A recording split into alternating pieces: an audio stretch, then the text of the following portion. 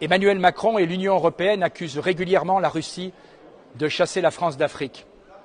On peut aussi se demander si Emmanuel Macron n'est pas l'un des responsables de cette disparition. Du 24 au 29 mai, le président de la République du Congo, Félix Tshisekedi, a effectué une visite d'État en Chine de première importance.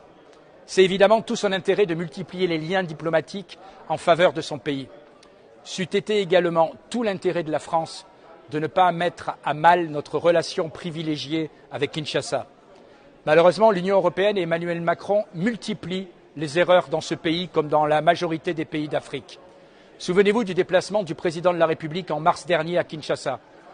Vous avez certainement aperçu les images d'Emmanuel Macron faisant la fête en bras de chemise, une bouteille de bière à la main, comme pour effectuer une dernière provocation à l'égard de ses hôtes. Cette image déplorable est venue couronner une série de bévues.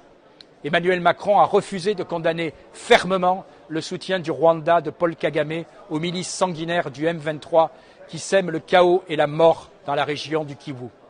Enfin, il a été très maladroit au moment de commenter une erreur diplomatique magistrale de Jean-Yves Le Drian qui avait évoqué il y a quelques années avec mépris le compromis à l'africaine, provoquant une vague d'indignation chez les dirigeants du continent.